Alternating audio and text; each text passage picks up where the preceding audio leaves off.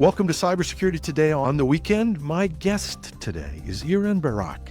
He's the CEO of data security firm Mind.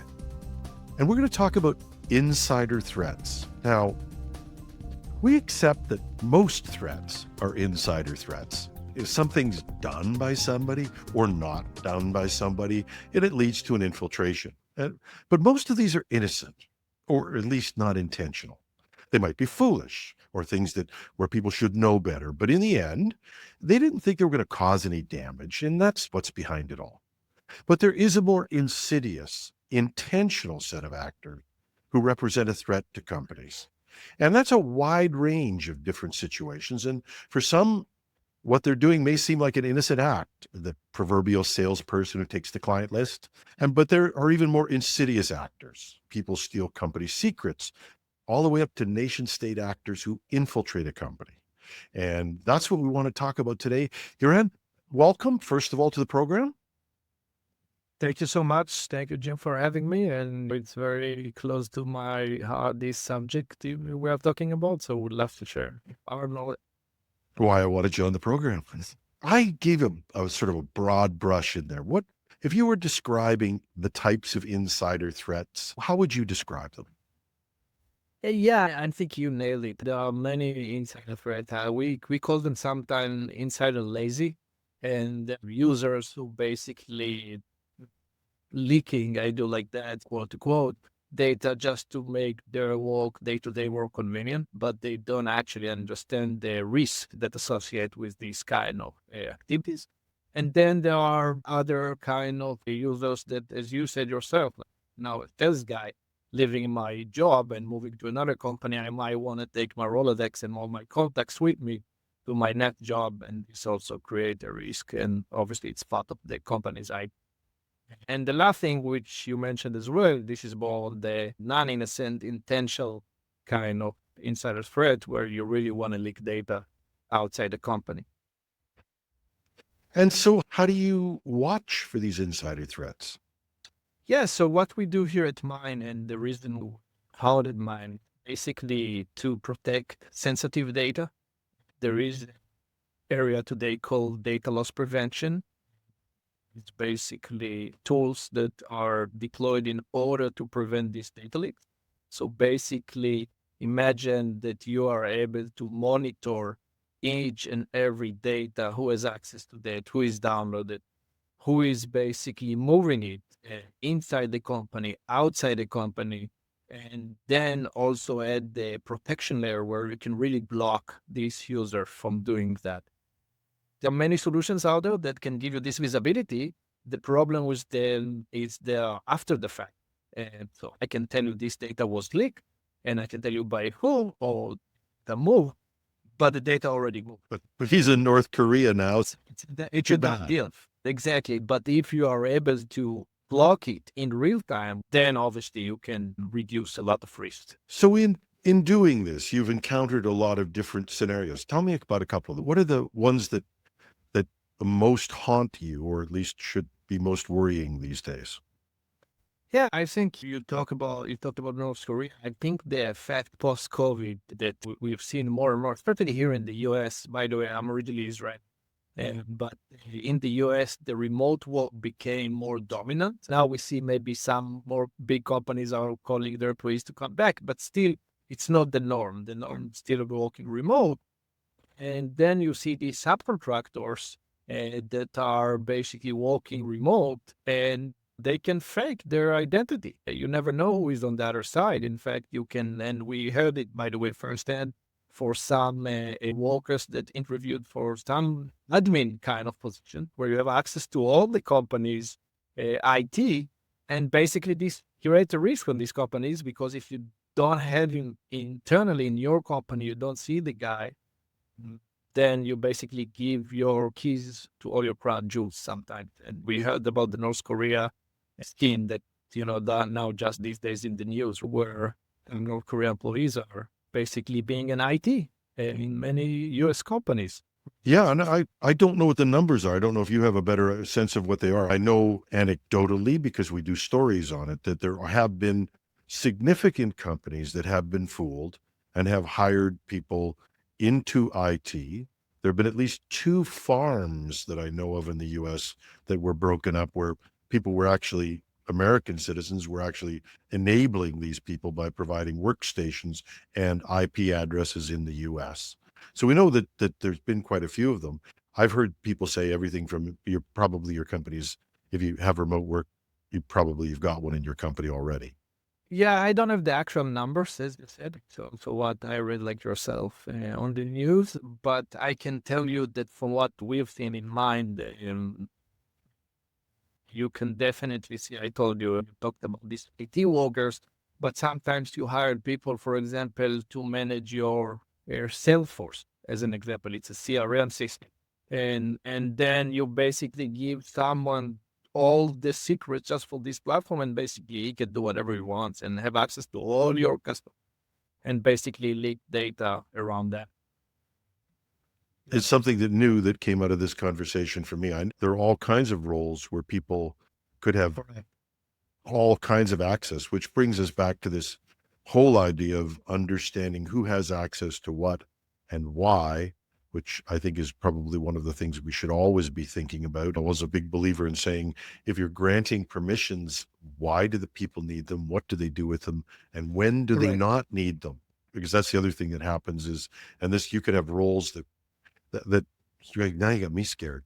No, but you think about it, somebody will come into a role, they'll be that person, they'll have all kinds of access, nobody will ever check on it again. The next person we hire into that role, we duplicate their access. They may not Correct. need it anymore, may not even be part of the job anymore. But unless somebody's actually going through and saying, you need the least possible access. Why do you need this? Why do you need this? You're going to replicate that. How do I know this? I used to run a security department way back in the old days, and we built model profiles. It's easier. Got this type of job. Exactly. You get this type of access. Get out of my office. Exactly. Exactly. Okay, that's true. And this is go back to what I mentioned, the insider lazy, right? And it can come in a different, like you mentioned right now, in a different shape and form. You said you want to make things more efficiently, and you just create these profiles, and in 1, 2 clicks, you basically create a new profile for a new employee, and here you go. But as you said, maybe it's not necessarily need all these access. One of the things that we are doing here at Mine is we start with obviously what calls today the market posture with the visibility.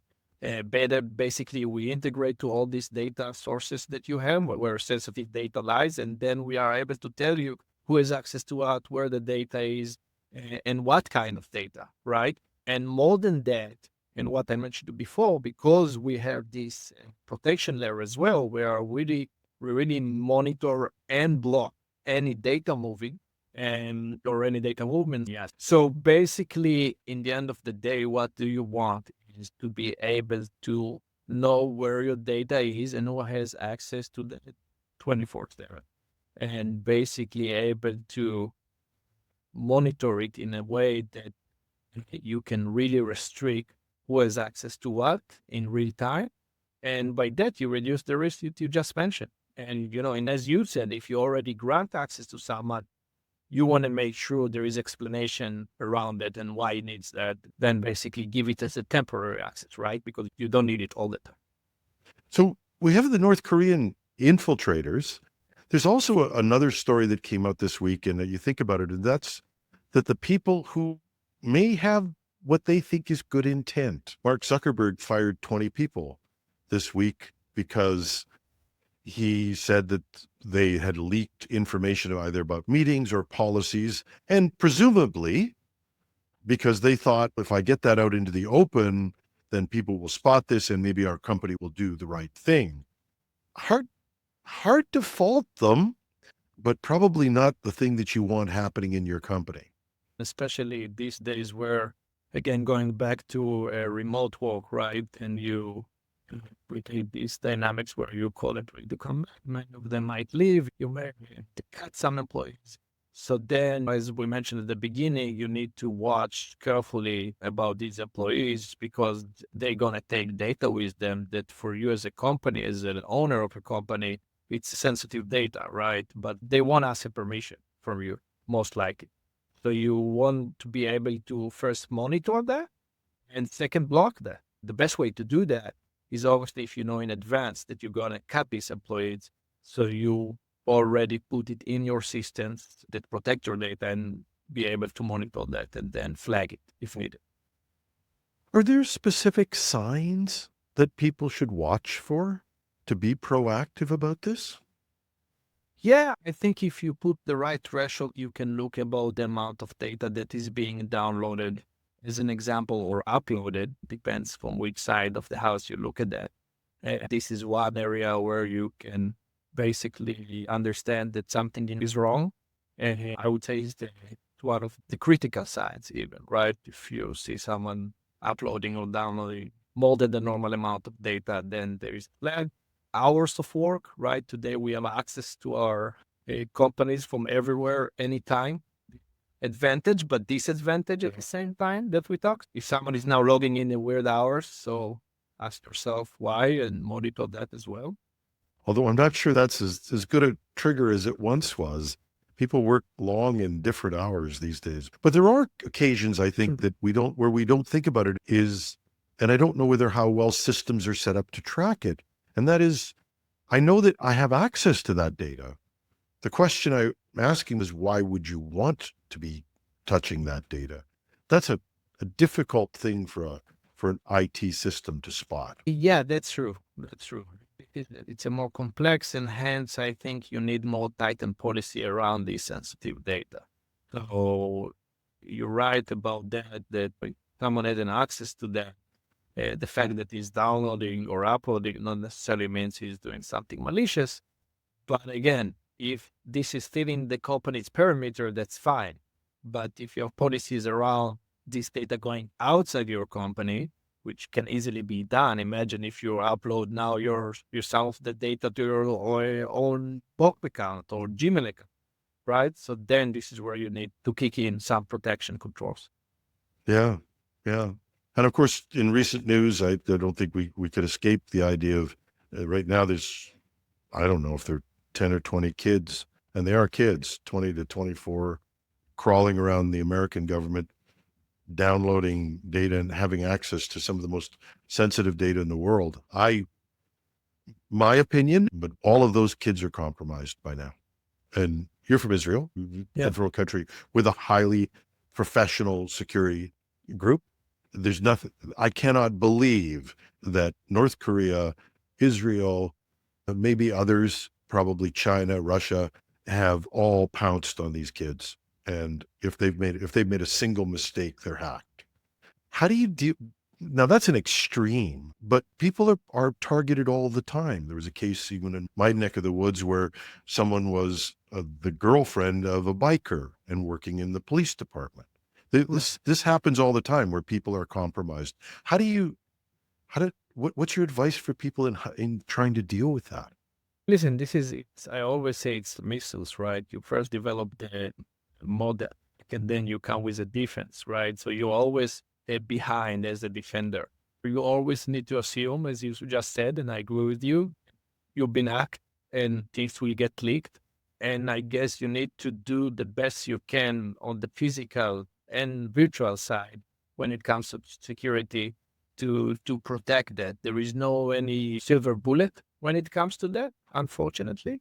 Otherwise, you and I won't be here on this call if we had silver bullet. Yeah, I've always said that if all software and all processes worked well in cybersecurity, I would not have a podcast. Yeah, exactly. Exactly. Completely agree with you. Yes. So I guess it starts from a good process when you scan and hire people, right? And then even if they do have access, so you also give the minimum access possible. Meaning that, as you said yourself, even if you now hire a new employee, you don't just replicate the profile. You really tailor made, especially to IT or some high level employees with more access. They really have access to what they need. And I would argue that maybe from a hiring perspective, you never want to give keys to all your crown jewels to one person. You always want to distribute that so you can manage the risk when it comes to losing data, IP. Yeah. Yeah. One of the things that I've been saying, and I don't know whether it falls into the technical piece of this, is There was a time when employees were loyal. I know because I've been around long enough to have worked through it. There were times when we took care of the company's information. I don't know if that loyalty still exists anymore, and probably for good reason. If you're dispensable, then why would you? If you talk it with AI, right? Yeah. No, that's right. I didn't think about it that way, but I think you're right. And one thing we've seen, and it's more old news, but during COVID, because everyone worked remotely, I heard news where employees basically work for few companies at the same time. I've Talking about actually had somebody.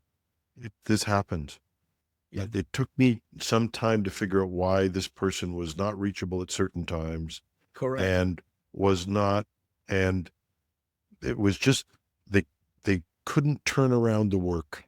And one of my cohorts at work said they have two jobs. Yeah, at least. And I went, yeah, you know, yeah. And as long as they're not working for a competitor at the same time, that'd be Yeah. yeah. And it's hard to say, but yeah, I agree with you. I think it's a different generation these days. Everything became more globalized, so you can really work from everywhere to and anywhere to any company these days. And this is again advantage and disadvantage, right? There is a lot of upsides to that, but a lot of downside. And yeah, So it is a bigger threat, and I think we've gone through a number of scenarios. How do CISOs get a handle on this? How can CISOs control this threat? I think it's a combination of data and identity, and it starts on the more physical side and screening and scanning. And when you hire someone, you really need to do a really good background check before you hire, especially to jobs that you mentioned before, the IT, and especially someone like yourself who knows a lot about what it takes to bring these IT guys. And then obviously put the right programs in place. Either it's a data protection program or a insider risk program, right? And I would argue you should combine that. They go hand to hand, and you need to make sure that you really have a grip on where your data is and what is your IP, what you are winning that might be compromised. I know it maybe sounds bad, but at the end of the day, we can't control everything. So you need to come with this very tight strategy and understand everything that that's related to your data, and especially for your sensitive data, obviously. Yeah, and we presume, maybe I'm wrong, we presume that people have done a data analysis. We toss around these terms like crown jewels. We presume that people know what the crown jewels are. I don't know whether people think in terms of whether they're the disclosure of data, which could be fairly innocent. In other words, you may have your top secrets of your business, but there's other data that, if it was disclosed, could be embarrassing. I presume that people do. I presume that they're doing these types of data analysis. They may not. If they haven't, I would suspect that they need to. I don't know how you make cybersecurity work if you don't understand the various levels of data, because there's all kinds of data. You only have so many resources. You can't spend all your time protecting data that has no risk of exposure or destruction. I guess that's the first thing. What else goes into an effective program?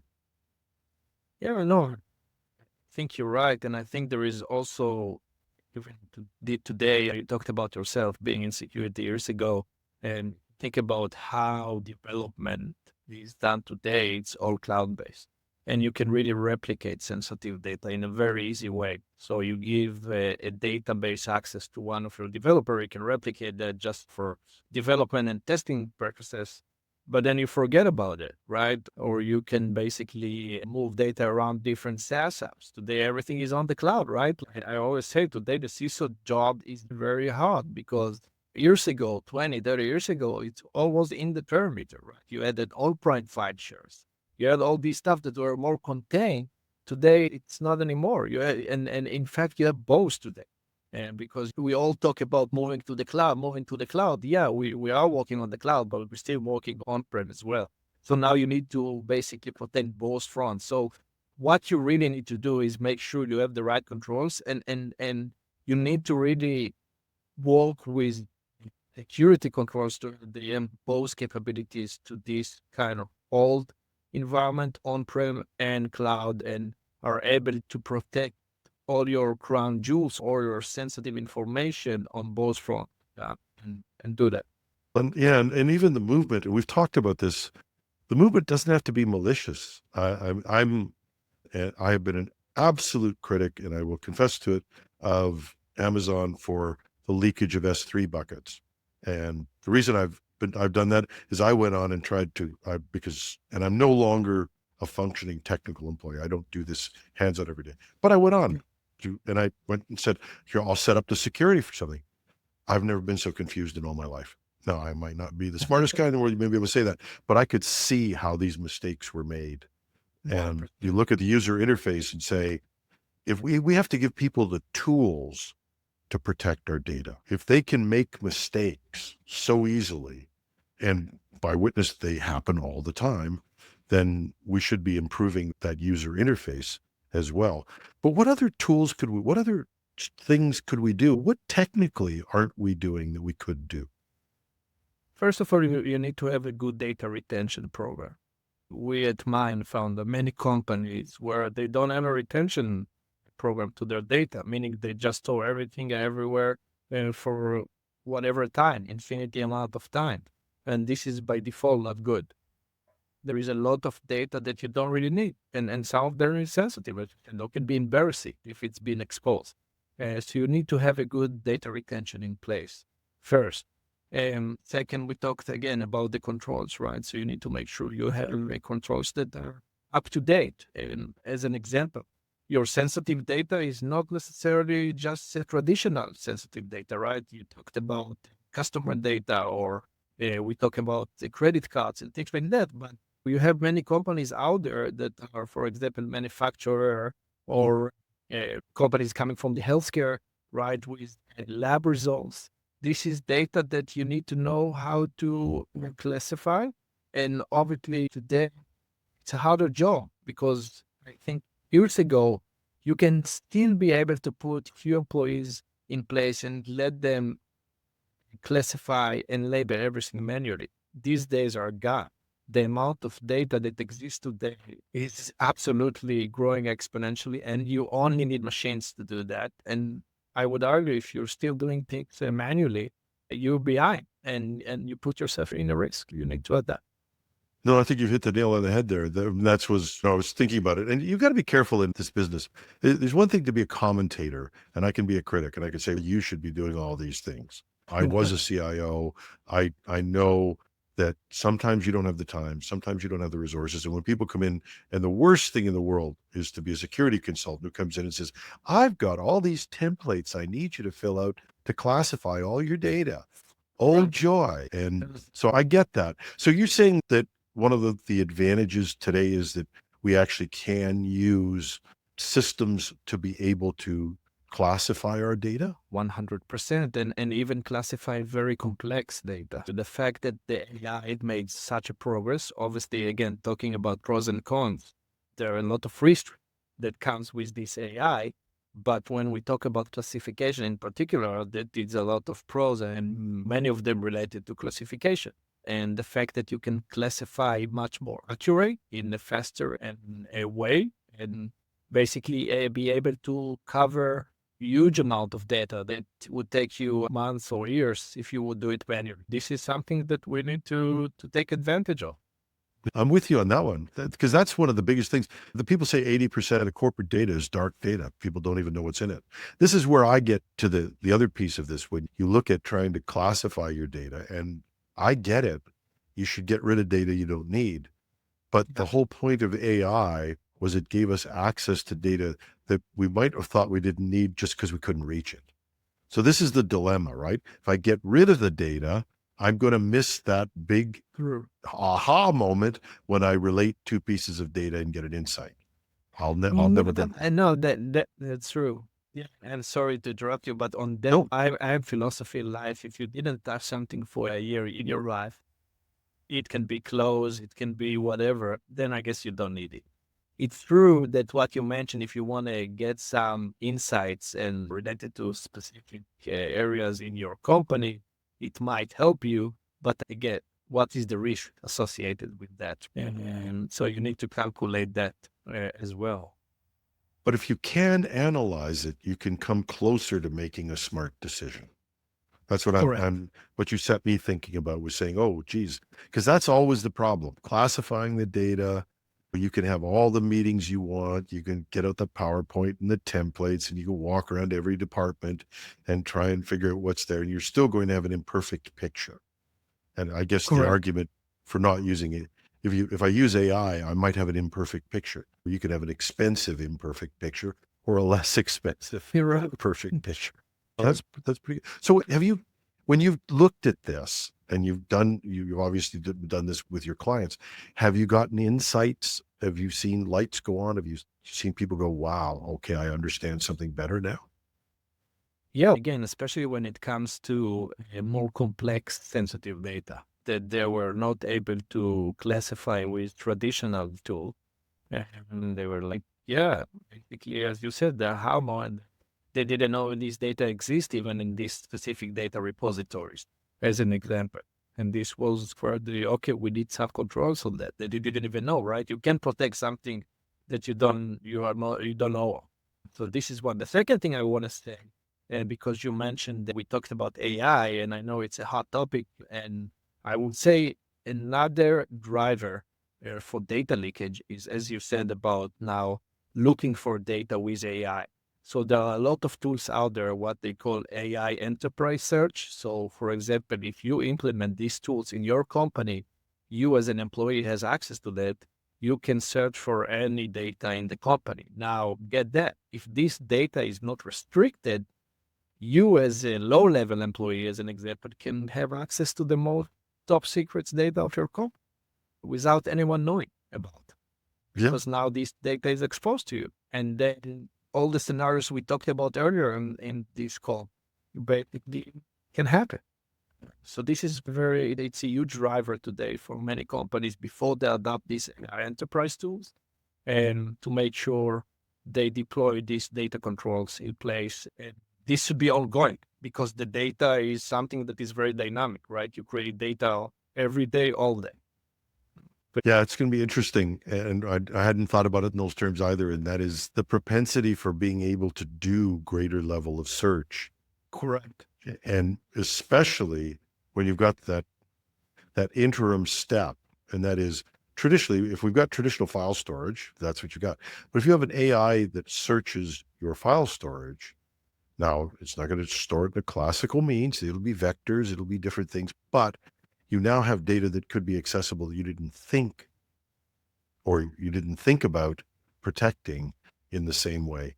But that's going to be a struggle. So It's like what you mentioned about the identities, right? If you hire a new employee profile, so you say, okay, is the R&D is basically similar to this employee, so let's replicate his access and give it to him. Same with data, right? You are now created new, especially when data is created on the cloud, which is what we do most days, right? How often you open a new document just on your device?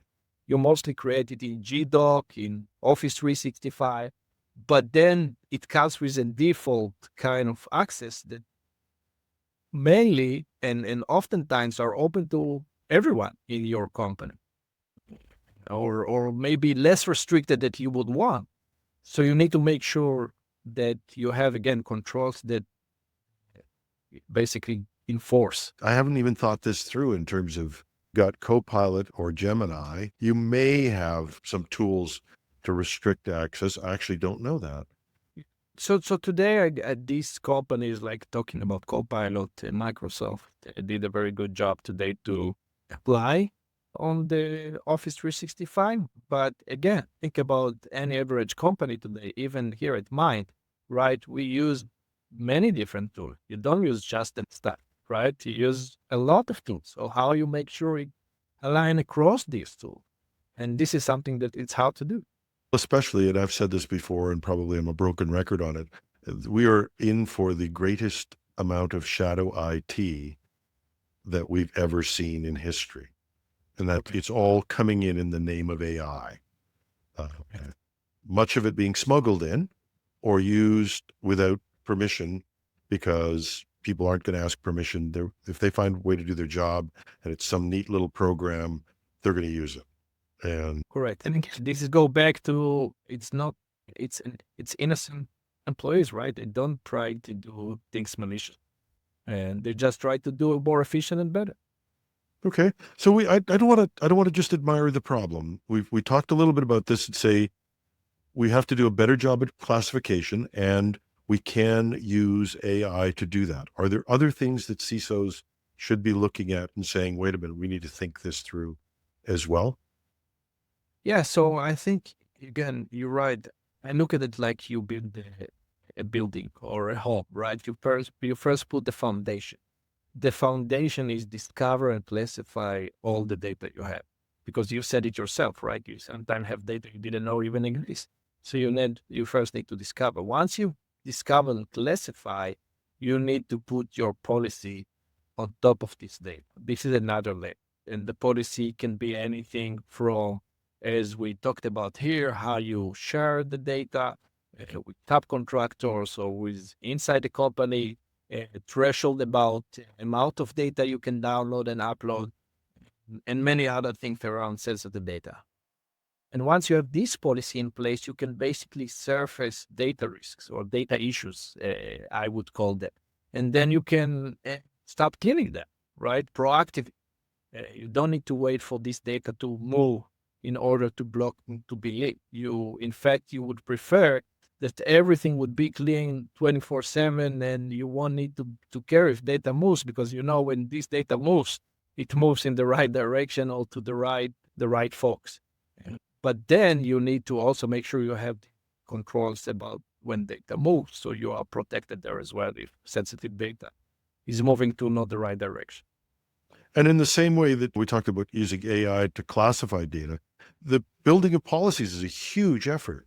Are there ways Correct. to accelerate that or make that smarter?